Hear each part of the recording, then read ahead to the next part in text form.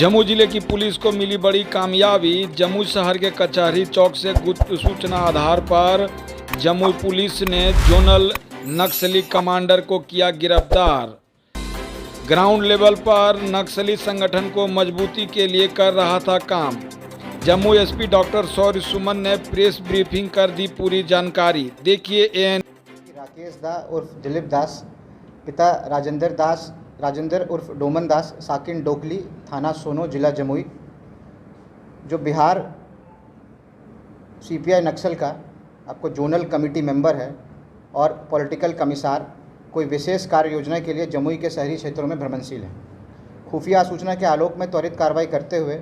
मेरे निर्देश पे एक टीम का गठन किया गया, जिसने दिनांक 8 मई 2023 को सर्च अभियान का संचालन किया। इस टीम में शामिल सदर थाना जमुई, सोनो थाना जमुई, एसटीएफ जमुई, जिला सूचना इकाई टीम एवं एसडीपीओ जमुई, एसडीपीओ झाझा एवं डीएसपी हेडक्वार्टर, और इन सब का जो लीडरशिप कर रहे थे वो एसपी ऑप्स जमुई। जो हम लोग को गुप्त सूचना प्राप्त हुई थी, उसके तहत हम लोगों ने कचहरी चौक के पास पता किया तो वहाँ पे एक व्यक्ति का मूवमेंट हम लोगों को संदेहास्पद लगा और पुलिस पार्टी के द्वारा उस व्यक्ति पर विशेष नज़र बनाई गई और कुछ ही क्षणों के बाद उसकी हम लोगों ने आपको डिटेन कर लिया और उसको पूछताछ के लिए हम लोग नज़दीकी थाना जमुई थाना ले गए। उसके बाद यह ज्ञात हुआ कि 2015 में दिलीप दास को बिहार झारखंड सीमांत जोनल कमेटी में जेडसीएम का दर्जा दिया गया था। यह कुछ माओवादियों में से एक हैं जिन्होंने शुरुआती दिनों से ही क्रांतिकारी गतिविधियां शुरू कर दी थी। 90 के दशक की शुरुआत में कम्युनिस्ट यूथ लीग में और रिवॉल्यूशनरी डेमोक्रेटिक फ्रंट में शामिल हुए थे।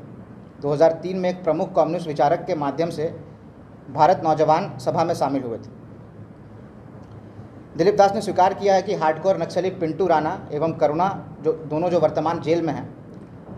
इनके दस्ते के अहम सदस्य थे एवं कई नक्सल घटनाओं को इन्होंने पूरी टीम के साथ कारित किया है। धीरे धीरे पार्टी के कई नेताओं सदस्यों की गिरफ्तारी, हत्या एवं भाग जाने के बाद Sahdev Soren PPP jet SSC के निर्देश से जमीनी स्तर पर जमुई, गिरिडीह, देवघर, बांका क्षेत्रों में इनके द्वारा काम किया जाने लगा एवं आंदोलन के समन्वय करते हुए प्रचार व गोपनीय रूप से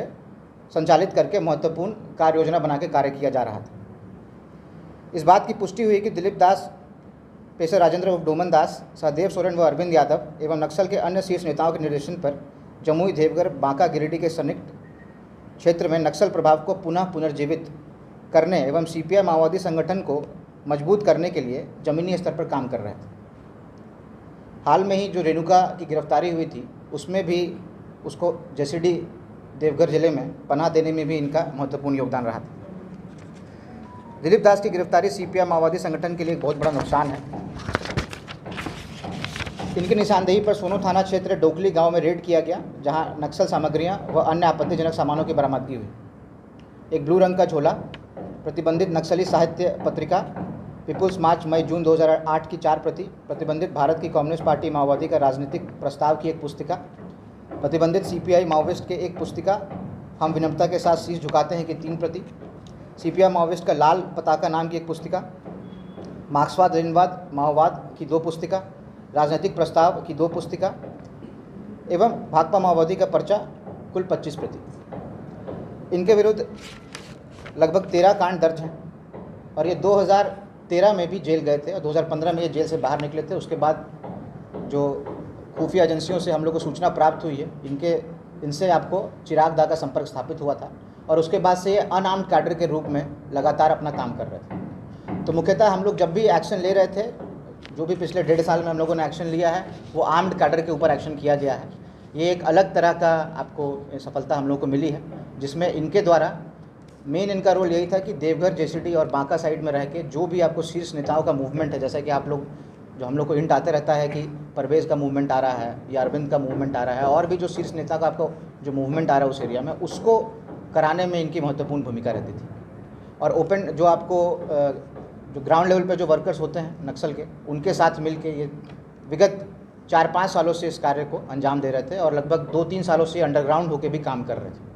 तो इसी की सूचना में जो खुफिया एजेंसी भारत सरकार की और जो हमारे जो स्पेशल ब्रांच हो गई, जो एसटीएफ हो गया या जो सीआरपीएफ, एसएसबी का जो भी हम लोग का सूचना तंत्र है, उसके तहत उपलब्धि है और उम्मीद करते हैं कि आने वाले समय में इनकी गिरफ्तारी से जो संगठन है वो और कमज़ोर पड़ जाएगा।